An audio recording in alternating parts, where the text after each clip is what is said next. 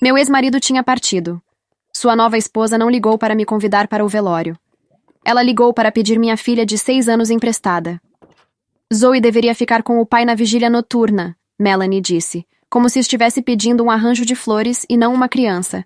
Se a própria filha não estiver lá, as pessoas vão falar.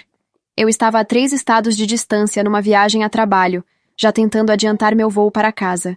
A despedida seria apenas pela manhã. Claire, irmã do meu ex-marido, prometeu que ficaria ao lado de Zoe a noite toda. Claire conhecia minha filha desde que ela nasceu. Ela não bebia. Ela não fumava. Ela me enviou uma foto às 21h30. Zoe na capela, segurando o coelhinho de pelúcia que levava sempre que sentia medo. Então, quando o relógio da minha filha vibrou às 2h07, achei que ela estivesse ligando por saudades. Foi quando a ouvi sussurrar. Mamãe, está frio. O som foi cortado por estática. Sentei na cama do hotel antes de abrir bem os olhos. Zoe, querida, onde você está? Houve um pequeno ruído, como a manga da roupa dela raspando em metal. Tem gavetas, ela sussurrou, grandes gavetas prateadas. Acho que tem pessoas repousando dentro delas. Por um segundo, minha mente se recusou a entender as palavras. Então ela disse: A porta não quer abrir.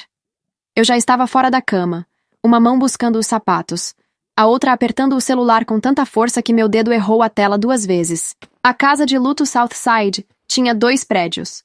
A capela na frente, onde famílias se apoiavam sob luzes quentes, e o prédio B, onde os entes queridos ficavam abrigados antes do último adeus. Minha filha não estava na capela. Ela estava na sala gelada. Me escute, eu disse, forçando a voz a não tremer. Vá para a porta. Fique longe das gavetas. Continue mexendo os pés. Você pode contar para mim? Estou com medo. Eu sei. Conte mesmo assim. A mamãe está chegando. Ela começou baixinho. 1, 2, 3. Liguei para Claire primeiro. Tocou tanto que quase joguei o telefone. Quando ela enfim atendeu, a voz estava arrastada e estranha. Grace? Ela murmurou.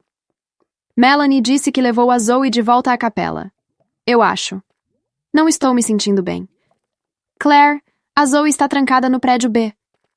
Lençóis farfalharam. Um copo caiu. Então a respiração de Claire afundou em um ronco pesado. Claire nunca bebia em despedidas. Claire nunca bebia. Fosse o que fosse, não tinha sido um acidente. Liguei para Melanie. Ela atendeu no segundo toque. Uma trilha de risadas de TV tocava ao fundo. Grace, ela disse docemente. Você realmente deveria estar dormindo. Abra a porta da sala gelada. A trilha de risadas continuou. Melanie não. Como é? Zoe me ligou. Ela está trancada no prédio B. Um silêncio durou apenas o bastante para mostrar que ela já sabia. Então Melanie suspirou. Essa criança sempre foi dramática. Minha mão apertou o celular. Ela tem 6 anos e idade para aprender respeito. O pai dela se foi. Ficar com ele uma noite não vai afetá-la. Faz 4 graus lá dentro. Quem descansa não faz mal, Grace. A calma na voz dela fez algo pior que gritar. Mostrou que ela não estava com raiva. Estava confortável. Abra a porta, eu disse. Não vou dirigir todo o caminho de volta, só porque sua filha quer atenção. Se está tão preocupada, venha buscá-la. Ela desligou. Liguei para a emergência enquanto vestia a blusa de ontem. Dei o endereço. Prédio B. Sala gelada. Criança de 6 anos. Vestido fino, porta trancada. O atendente enviou viaturas, mas a patrulha mais próxima estava longe. 30 minutos. Zoe não tinha 30 minutos a perder. Abri todos os aplicativos de voo. Sem assentos. Nenhum voo cedo. O primeiro avião pousaria só após o nascer do sol. Então o relógio de Zoe conectou de novo. Ela não contava mais. Mamãe, meus pés doem. Ela sussurrou. Perdi meus sapatos. Quero dormir. Parei de me mover. Dormir era a palavra que eu mais temia. Não durma, eu disse. Fique de pé. Bata os pés. Faça barulho. Minhas pernas não querem ouvir. Liguei para Tara, minha amiga da faculdade, pois ela morava a 20 minutos da Southside. Ela atendeu meio dormindo. Falei uma frase e ela despertou. Mande a localização, Tara disse. Estou saindo agora. Enquanto ela dirigia, reservei o primeiro voo fretado que achei. $4.000 por um pequeno avião que sairia em menos de 1 hora. Paguei antes de pensar. Às 2h41, o relógio de Zoe mandou o primeiro alerta de saúde. Temperatura central, 35,3 graus Celsius. Olhei o número até a visão embaçar. Então a polícia ligou. Senhora Evans, disse o oficial, estamos na capela. Há uma garotinha com a senhora Melanie Evans. Usa casaco rosa e diz que faz companhia ao pai. O casaco rosa. Eu tinha comprado aquele casaco para Zoe na semana passada. Pergunte o nome dela, eu disse. O oficial hesitou. Senhora? Pergunte o nome da criança. Houve vozes abafadas. Então uma voz de menina soou clara. Lexi. Meu corpo paralisou. Lexi era filha da Melanie. Essa não é a Zoe, eu disse. Essa é a filha da Melanie. Ela veste o casaco da minha filha. A voz de Melanie subiu ao fundo, tremendo nos momentos certos. Oficial, Zoe é o nome do meio. Grace está instável desde o divórcio. Meu marido mal nos deixou e ela usa isso para me atacar. O oficial voltou a falar mais baixo. Senhora Evans, vamos resolver isso. Não resolvam na capela, eu disse. Andem até o prédio B. Coloquem o ouvido na porta da sala gelada. Melanie começou a chorar alto para todos ouvirem. A ligação caiu com o oficial prometendo um supervisor. 1 minuto depois, Melanie me mandou uma foto. Lexi num sofá de veludo na capela quente, com o casaco da Zoe, comendo doces. Bochechas rosadas. Pés sob a coberta. A legenda dizia, Lexi faz um ótimo trabalho na vigília. Quente, cheia e segura. Eu não gritei. O som que fiz foi fraco demais para isso. Tara ligou quando cheguei ao terminal. Estou aqui, disse ofegante. O portão da frente está trancado. A segurança não deixa entrar. Muro leste, eu disse. Tem árvores na parte baixa. Pule. Ela não discutiu. Ouvi metal bater, tecido rasgar, depois um baque que a fez ofegar. Passei, ela disse, correndo para o prédio B. O vento batia no áudio. Sua respiração ficou pesada. Então parou. Grace, ela sussurrou. Tem um cadeado por fora. Ponha o ouvido na porta. O silêncio durou uns 5 segundos. Pareceu mais longo que meu voo. Então Tara disse. Eu a ouço. Meus joelhos quase cederam. Ela está chorando, Tara disse com a voz falha. É fraco, mas ela está lá. Quebre o cadeado. Ouvi um tijolo bater no aço. 1, 2, de novo. O som era inútil e alto. Não quebra. Tara ofegou. Minha mão está machucada. O cadeado nem amassou. Antes de eu responder, homens gritaram. A voz de Melanie cortou. Aquela mulher está invadindo. Tirem ela daqui. Tara gritou que havia uma criança lá. Alguém xingou. O telefone encheu de barulho, então... Às 3h26, o relógio de Zoe ligou de novo. Por um instante, só respiração. Lenta, arrastada, distante. Zoe. Mamãe, ela sussurrou. O papai está aqui. Meus dedos adormeceram no celular. O pai dela havia partido há 3 dias. Ele manda eu dormir. Não, eu disse forte. Não, bebê. Olhe para a porta. Me escute. Não ele. Estou cansada. Eu sei. Fale do coelhinho que você queria. O branco que canta. A resposta saiu como um sopro. Não consigo mexer a boca. O próximo alerta piscou na tela. Temperatura 34,7 graus Celsius. O piloto chamou para embarcar. Liguei para meu irmão Jack antes da porta fechar. Casa de luto Southside, eu disse. Prédio B. Esteja no terminal quando eu pousar. Jack não perguntou o motivo. Já estou dirigindo. O avião subiu no céu escuro e o sinal sumiu. Por 1 hora não soube de nada. Sem voz da Zoe. Sem alertas. Sem notícias da Tara. Só o pequeno avião tremendo no escuro e o telefone apagado. Quando pousamos às 5h28, notificações inundaram a tela. 12 ligações de Tara. 3 áudios. O primeiro, a polícia voltou. Melanie pôs Lexi na capela de novo. Falou que você inventa coisas. O segundo, implorei para olharem o prédio B. O cunhado dela me empurrou. O terceiro era quase só choro.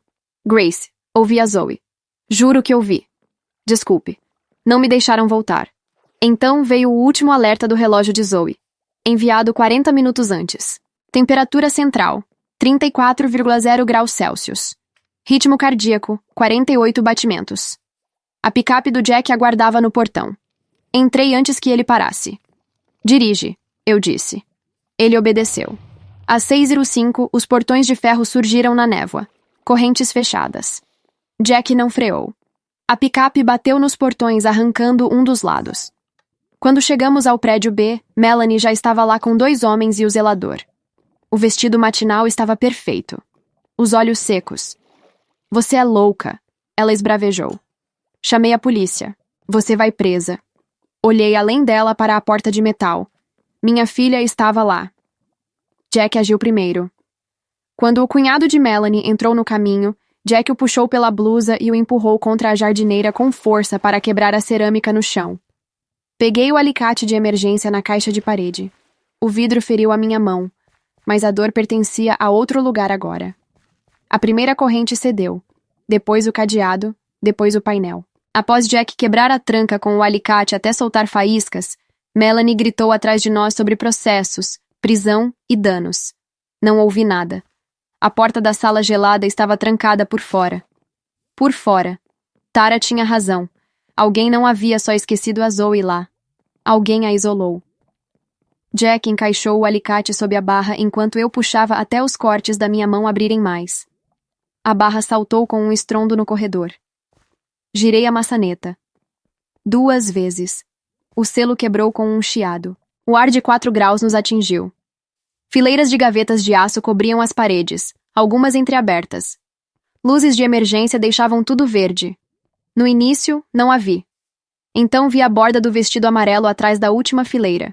Zoe estava encolhida no chão, descalça, uma mão sob a bochecha como se tivesse apenas adormecido. A tela do relógio brilhava. 34,0 graus Celsius. 48 batimentos por minuto. Ela não se moveu. Me joguei no concreto antes de meus joelhos saberem que estavam caindo. Minhas mãos encontraram os ombros dela, gelados através do tecido fino como papel, e eu a virei de costas com cuidado suficiente para não machucar, mas rápido o suficiente para que eu pudesse ver o rosto dela. Ela estava respirando, superficialmente, a cada 4 ou 5 segundos, mas respirando. Zoe. Minha voz saiu diferente de qualquer coisa que eu já tivesse dito antes. Abre os olhos. Tá na hora de acordar. As pálpebras dela tremeram. Só isso. Jack já tinha ligado para o serviço de emergência antes de entrar pela porta. Ele tirou o casaco e o enrolou ao redor dos pés dela enquanto eu a pegava no colo, pressionando o máximo de calor que havia no meu corpo contra o dela. Ela pesava menos do que eu me lembrava.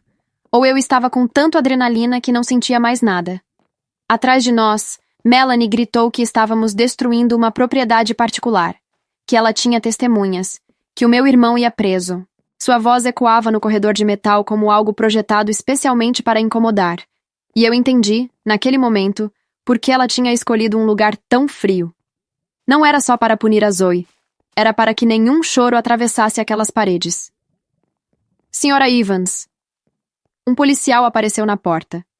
Jovem, com uma lanterna e uma expressão que ainda não sabia o que estava vendo. Minha filha precisa de atenção médica imediata, eu disse, sem levantar os olhos da Zoe. Me ajude ou me deixe passar. Ele me deixou passar. Coloquei a Zoe na caminhonete de Jack com o motor ligado e o aquecedor no máximo. Seus dedos dos pés estavam brancos. Não roxos, brancos, o que era pior. Branco significa que a circulação não estava chegando até lá. Eu tinha lido isso uma vez num artigo de revista que jamais pretendia memorizar, e agora agradeci a todo momento em que meu cérebro havia decidido guardar informação inútil. Esfregava as mãos dela entre as minhas, assoprando, chamando o nome dela em voz baixa para que ela soubesse que eu ainda estava ali. Mamãe? A voz era um sopro, os olhos ainda fechados. Aqui. Eu disse. Sempre aqui. A ambulância levou 6 minutos. Pareceu 1 hora. Os paramédicos me pediram para recuar. E eu recuei exatamente o suficiente para deixá-los trabalhar. Mas não mais do que isso. Ouvi os números que eles se passavam em voz baixa. 34,2. Subindo. Frequência cardíaca respondendo ao aquecimento. Subindo. A palavra mais bonita que eu já ouvi em toda a minha vida. No momento em que a Zoe foi colocada na maca, Melanie apareceu ao lado da ambulância com o zelador e o mesmo policial jovem. Ela tinha refeito o batom. Isso me atingiu como algo absurdo e completamente revelador ao mesmo tempo. Ela precisava ficar com o pai, Melanie disse ao policial, com uma voz que havia abaixado para algo que soava quase razoável. Era a vigília dele. A Grace está usando a própria filha para criar uma cena numa noite que deveria ser sobre o luto da família.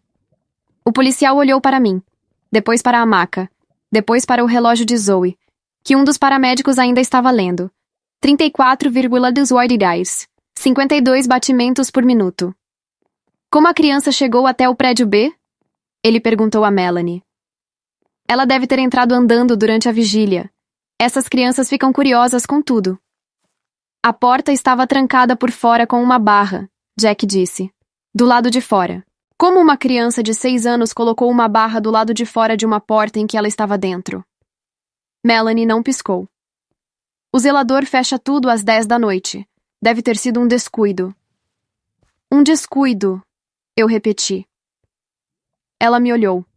Seus olhos eram completamente planos atrás de toda aquela compostura. Eu já tinha visto aquele olhar antes, no cartório, quando assinou os papéis do divórcio com um sorriso que não chegava aos olhos. Ela não era louca. Era calculista. E estava calculando agora, olhando para mim, decidindo o quanto eu tinha de provas. A conclusão a que chegou, eu via pelo jeito que seus ombros relaxaram levemente, era não o suficiente. A câmera, Jack disse baixinho no meu ouvido. Olhei para o corredor. Uma câmera de segurança estava instalada no ângulo do teto, apontada diretamente para a entrada do prédio B. Eu não a havia notado porque não estava procurando por câmeras. Estava procurando pela minha filha. Mas Jack estava. Jack, que passara 8 anos como investigador de seguros e sabia exatamente o que uma câmera de segurança pode guardar e por quanto tempo. Calculei rapidamente. O zelador da funerária. A câmera.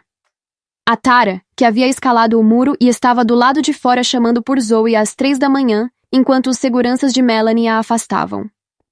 3 tipos diferentes de testemunha. 3 tipos diferentes de registro. Não era suficiente para aquela noite, mas seria suficiente para depois. Melanie disse algo mais ao policial. Eu não ouvi. Estava olhando para Zoe, que estava consciente o suficiente agora para apertar minha mão com 2 dedos. A coisa mais fraca e mais perfeita que eu já senti. E estava pensando. Ela achou que eu não chegaria a tempo. Apostou nisso. Apostou na distância, nos portões trancados, na Claire sedada, na Tara sem conseguir entrar, no meu avião que demoraria demais. Ela calculou tudo, exceto uma coisa. Ela achou que eu ia gritar. Pessoas que gritam não pensam. Pessoas que não pensam cometem erros. E erros, os dela, os meus, os de todo mundo naquela noite, estavam todos gravados naquela câmera no ângulo do corredor. Subi na ambulância com a Zoe.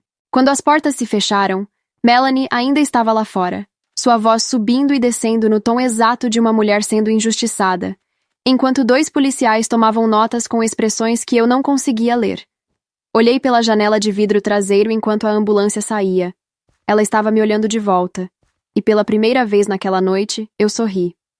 No hospital, eles me pediram para preencher formulários. Nunca me esquecerei disso. Minha filha estava numa maca com aquecedores térmicos colados ao corpo, uma enfermeira monitorando a frequência cardíaca dela de 2 em 2 minutos, e uma recepcionista me entregou uma prancheta com 5 páginas de campos em branco. Nome do responsável. Plano de saúde. Alergias conhecidas. Assinatura aqui, aqui e aqui.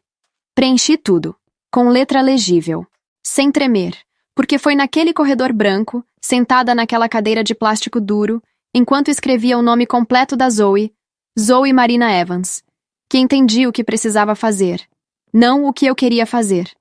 Não o que Melanie provavelmente esperava que eu fizesse, que era aparecer no enterro de manhã arrasada, com os olhos inchados e a voz quebrada, fácil de desacreditar. O que eu precisava fazer, que era uma coisa completamente diferente e muito mais fria. Precisava construir um caso, tijolo por tijolo, antes que ela tivesse tempo de desfazer o que havia feito. Jack chegou ao hospital 40 minutos depois. Ele não entrou pela porta correndo. Entrou andando, com 2 cafés, um para mim e um que era obviamente para ele, e sentou na cadeira do lado sem dizer nada por um momento. Às vezes, as pessoas que você mais precisa são as que sabem quando o silêncio é a coisa certa. Câmera, eu disse finalmente. Já estou cuidando disso, ele disse. Tenho um contato na distribuidora que forneceu o sistema de segurança da Southside. As gravações ficam salvas em servidor externo por 72 horas antes de serem sobrescritas. Temos tempo, mas não muito. Quanto? Se der tudo certo, tenho as imagens do corredor do prédio B até amanhã à tarde. Fechei os olhos por um segundo. Na câmera, se Melanie ou alguém a seu mando tivesse colocado aquela barra na porta depois que a Zoe já estava dentro, aquilo seria capturado. Não era uma confissão, mas era o começo de uma. Claire, eu disse. Já pensei nisso. Jack cruzou os braços. Alguém a dopou. Se foi Melanie, ela usou alguma coisa. E se usou alguma coisa, existe a substância. O hospital fez exame toxicológico na Claire. Não sei. Vou ligar para ela assim que sair daqui. Liga para o hospital dela primeiro. Diz que é familiar. Pede para confirmarem se ela deu entrada e se fizeram triagem completa. Se não fizeram, sugerimos isso ao médico que está atendendo a Zoe. Olhei para o meu irmão. Ele estava olhando para o café, pensativo. Aquela expressão que eu conhecia desde que a gente era criança. E ele montava a estratégia para qualquer problema que aparecesse, desde consertar uma bicicleta até negociar com o vizinho raivoso. Jack nunca reagia. Ele resolvia. E a Tara? Eu perguntei. Ela está esperando do lado de fora. Não quis entrar sem você permitir. Fui até a porta. Tara estava no corredor, com o cabelo preso de qualquer jeito e um corte raso na palma da mão esquerda, do tijolo que havia usado para tentar quebrar o cadeado. Quando me viu, abriu a boca para dizer alguma coisa e não conseguiu.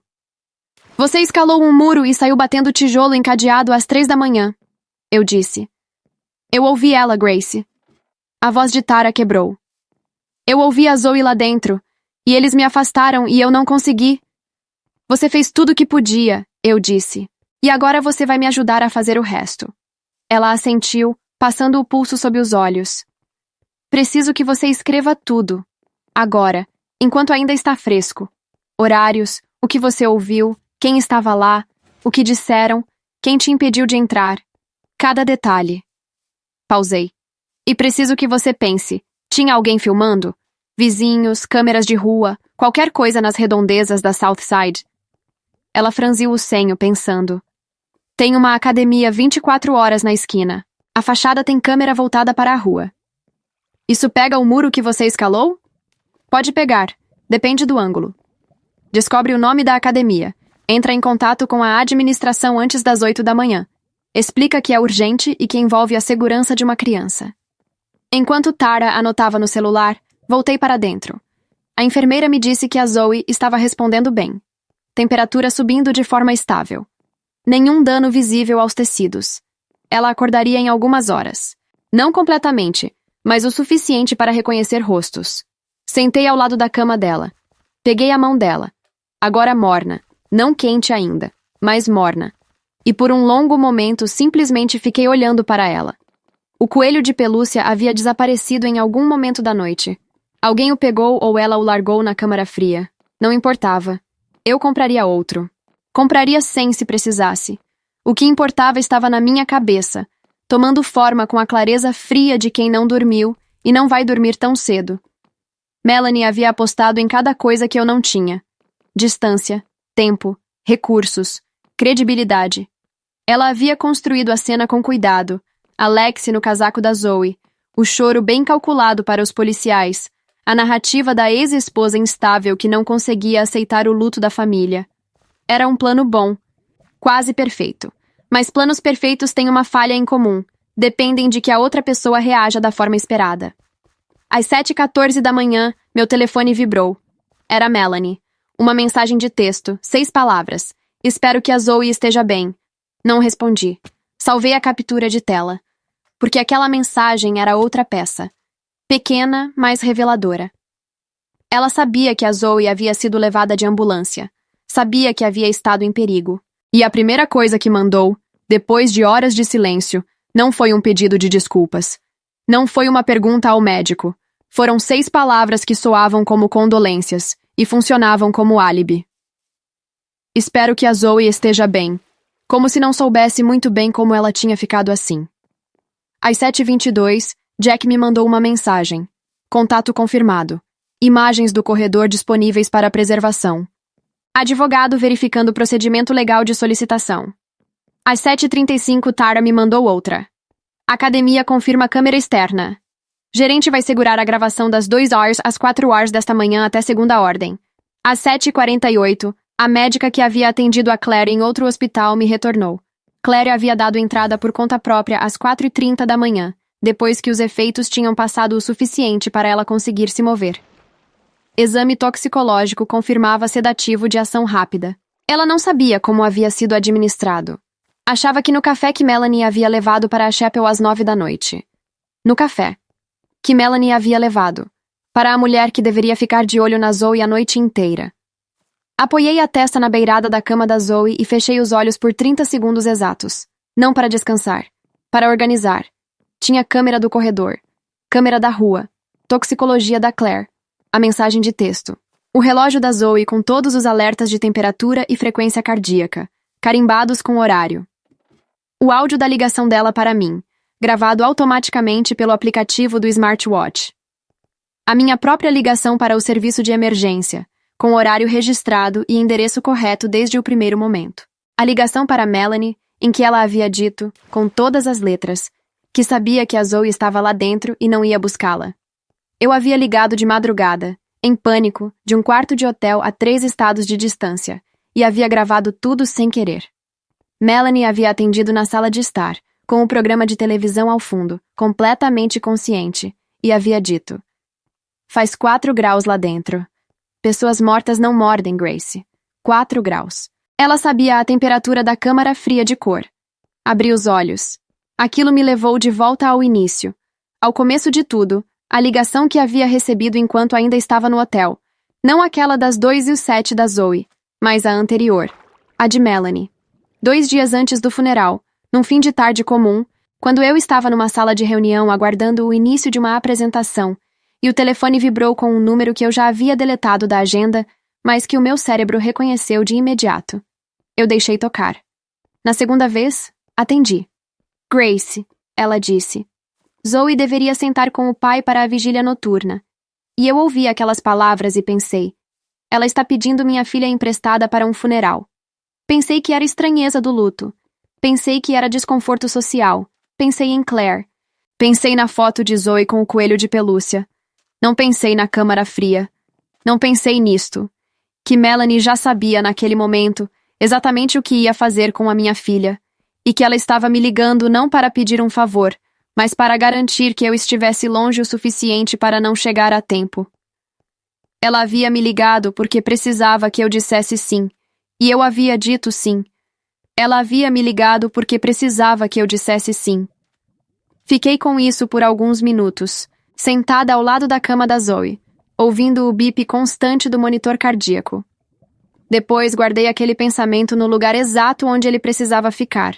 Não na parte do meu cérebro que sentia, mas na parte que organizava. E peguei o telefone. Liguei para a doutora Patrícia Souza às 8h05 da manhã. Patrícia era advogada de família. Eu a havia contratado durante o divórcio e nunca precisei usar metade do que ela sabia fazer. Ela atendeu no terceiro toque, o que me disse que já estava acordada e trabalhando, o que era exatamente o tipo de pessoa de que eu precisava. Preciso de você, eu disse. Já vi as notícias locais, ela disse. Uma mulher invadiu uma funerária de madrugada e destruiu uma porta de emergência. O nome não estava no relatório, mas o modelo da caminhonete batia com o registro do seu irmão. Ainda tem mais. Sempre tem. Me conta tudo. Contei. Levou 23 minutos. Patrícia não me interrompeu uma vez, o que era o sinal mais claro de que ela estava levando a sério. Ela sempre interrompia quando achava que alguém estava exagerando, para testar a consistência da história. Quando terminei, houve uma pausa curta. Você tem a gravação da ligação em que ela menciona a temperatura da câmara? Tenho. Automática pelo aplicativo do relógio. E os alertas do smartwatch com carimbos de horário? Todos. Temperatura, frequência cardíaca. Cada alerta desde as 2h41. Toxicologia da Claire está documentada? O hospital confirmou por telefone. Precisamos do laudo formal. Já estou pedindo. Ela pausou de novo. Grace, você entende o que você tem aqui? Tenho uma ideia. Você tem intencionalidade. Não é negligência, não é descuido. A temperatura da câmara fria não é uma informação que uma pessoa menciona por acaso num telefonema de madrugada, a menos que saiba exatamente onde a criança está e por quê. Combinado com o sedativo na Claire, com a troca de casacos na Lexi, com a barra colocada por fora, isso é uma cadeia. Alguém vai ter que explicar cada elo individualmente. E explicar todos juntos ao mesmo tempo é matematicamente impossível como coincidência. Matematicamente impossível como coincidência. Eu escrevi isso numa folha de papel que estava na mesa de cabeceira do hospital. Não porque fosse esquecer, porque às vezes as palavras certas precisam existir fora da sua cabeça para que você acredite nelas completamente. Vou ao hospital assim que tiver os primeiros documentos em mãos, Patrícia disse. Não fale mais com a polícia sem mim presente. Entendido. E Grace? Ela hesitou, o que era raro nela. Você fez a coisa certa essa noite. A coisa certa e a coisa difícil ao mesmo tempo, e isso não é pouca coisa. Desliguei. Olhei para a Zoe. Ela estava dormindo agora. De verdade, não o sono pesado e perigoso da hipotermia, mas o sono leve de uma criança exausta que finalmente estava aquecida. Uma das enfermeiras havia deixado um cobertor extra dobrado ao pé da cama, estampado com estrelas azuis. Às 9h17, Melanie chegou ao hospital. Eu a vi antes que ela me visse. Ela entrou pela recepção usando um vestido escuro de luto, com o cabelo arrumado e uma expressão que havia sido cuidadosamente composta para parecer devastada, mas controlada. A viúva digna que vinha verificar o estado da enteada, apesar de tudo. Havia um homem ao lado dela que eu não reconheci imediatamente, de terno, carregando uma pasta. Levei 3 segundos para entender que era um advogado. Ela havia trazido um advogado para o hospital. Isso me disse 2 coisas. Primeiro, ela sabia que havia deixado rastros. Segundo, ainda achava que era mais esperta do que eu. Fui até a porta do quarto antes que ela chegasse ao corredor. Ela não pode entrar aqui, disse a enfermeira que estava na estação mais próxima. Tenho uma ordem de restrição temporária em processo. Enquanto não for formalizada, peço que a senhora confirme que apenas familiares diretos têm acesso ao quarto. A enfermeira olhou para mim, depois para Melanie se aproximando pelo corredor. A senhora é a mãe da paciente. Sou. O nome está na ficha de entrada. Então tudo bem. A enfermeira cruzou os braços e ficou exatamente onde estava. Melanie parou a 3 metros de distância. O advogado do lado dela disse algo baixinho. Ela assentiu. E então ela olhou para mim com aquela expressão plana que eu já conhecia. Vim ver a Zoe, ela disse. Ela está descansando. Sou a madrasta dela. Você é a viúva do meu ex-marido. Mantive a voz completamente neutra. Não tem nenhuma relação legal com a minha filha. O advogado dela deu um passo à frente. Senhora Evans, minha cliente tem interesse legítimo no bem-estar da criança e... Patrícia. Não levantei a voz. Só disse o nome. Patrícia Souza apareceu pelo corredor vindo do elevador com a velocidade de alguém que havia saído de um táxi menos de 2 minutos antes. Ela usava um blazer cinza e carregava uma pasta grossa que eu sabia que já continha mais papel do que o advogado de Melanie esperava. Os 2 advogados se olharam.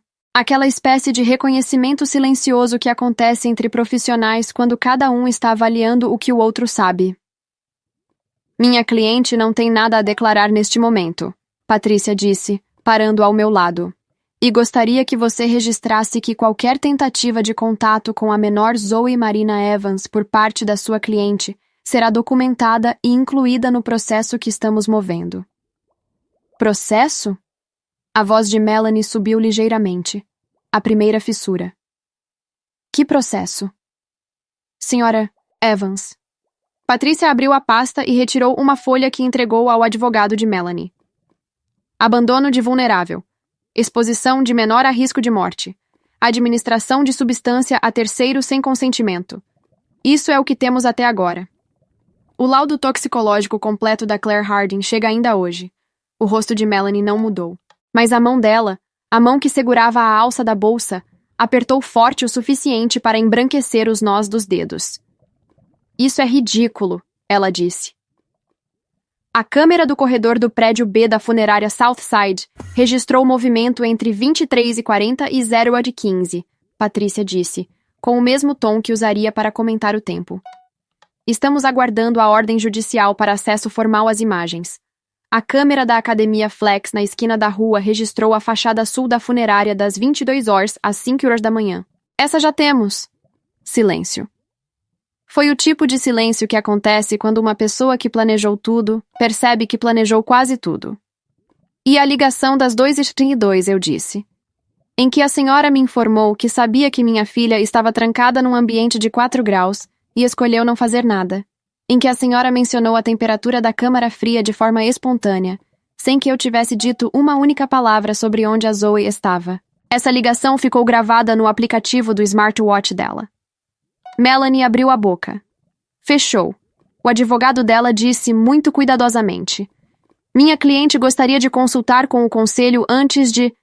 Claro, Patrícia disse. Consulte à vontade. Nós estaremos aqui. Melanie se virou e foi embora pelo corredor com o advogado 2 passos atrás. Seus saltos ecoavam no linóleo branco com aquele ritmo apressado que as pessoas têm quando estão tentando parecer que não estão fugindo. Olhei para Patrícia. Foi suficiente? Por enquanto é mais do que suficiente. Ela fechou a pasta. Você a viu tremer? Não.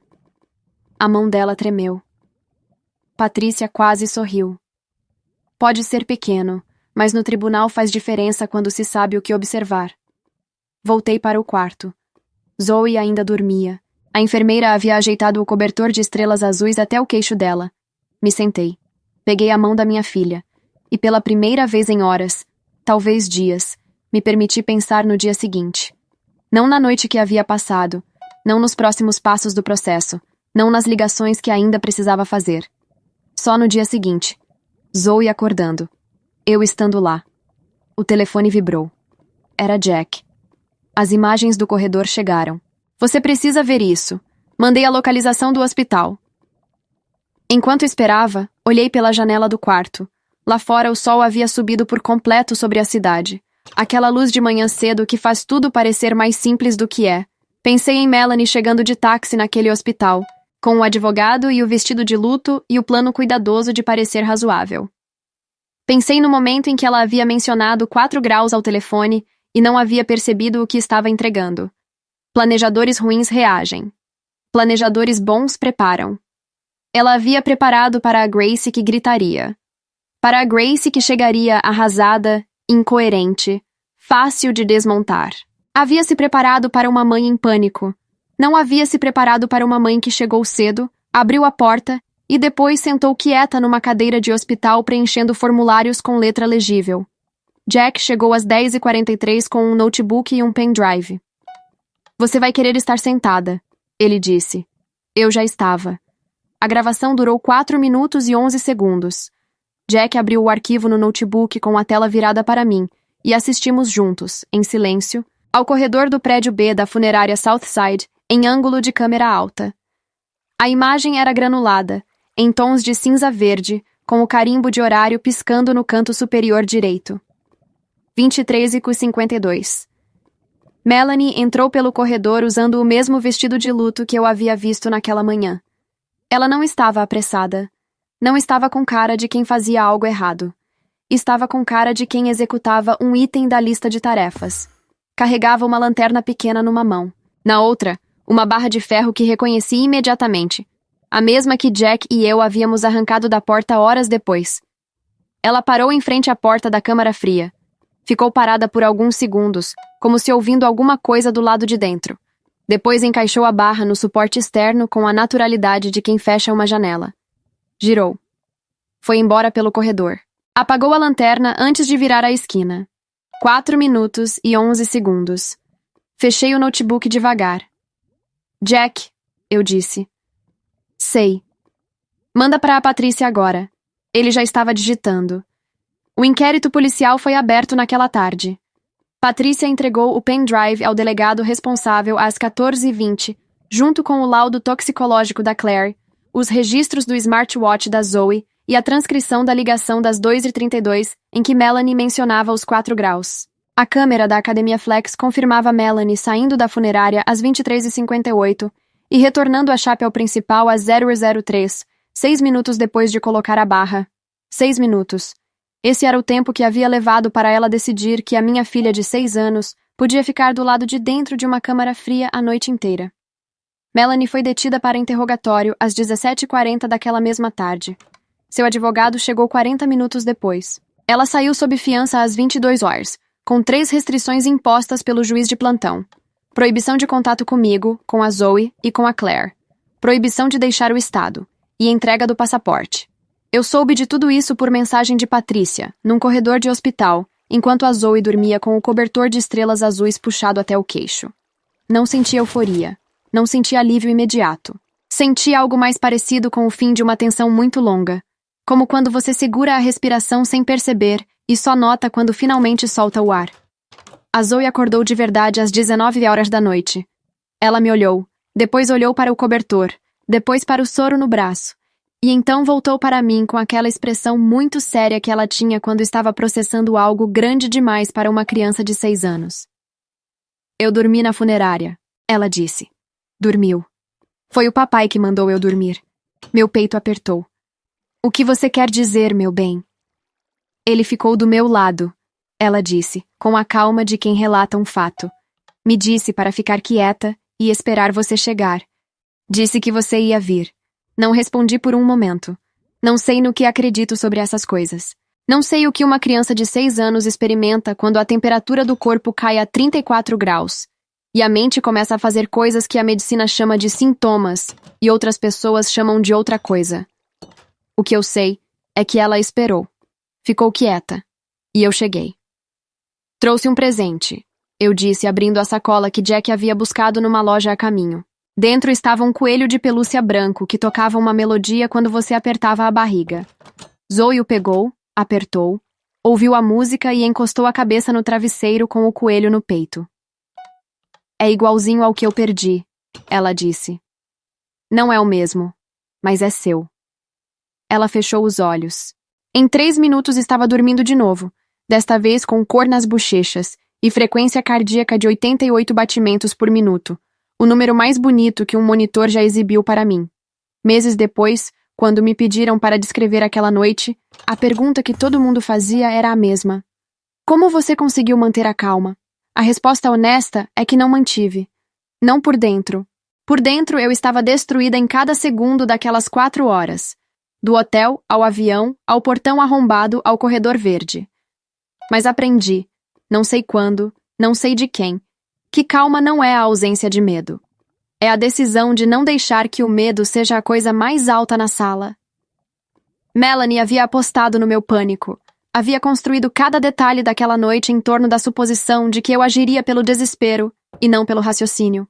Que eu chegaria gritando, sem provas, fácil de desacreditar. Que a distância e o tempo me venceriam antes de eu poder fazer qualquer coisa. Ela errou porque me subestimou. E me subestimou porque nunca havia precisado me levar a sério. Pessoas assim, as que planejam o mal com a tranquilidade de quem faz uma lista de compras, costumam cometer esse erro. Acham que o mundo vai reagir da forma que calcularam. Não contam com a mãe que preenche formulários com letra legível às 3 da manhã. Não contam com o irmão que olha para câmeras de segurança enquanto todos olham para a porta. Não contam com a amiga que escala muros e sangra as mãos e mesmo assim fica. O processo ainda corre. Podem ser anos. Vai custar dinheiro que eu não tenho e energia que vou ter que encontrar de algum lugar. Nada disso é simples ou rápido, ou como nos filmes. Mas minha filha está aqui. Está aquecida. Tem um coelho branco que canta. E eu aprendi, naquela madrugada de 4 graus, que a coisa mais perigosa que uma mãe pode fazer não é gritar. É ficar quieta, pensar rápido e não parar. Nunca pare.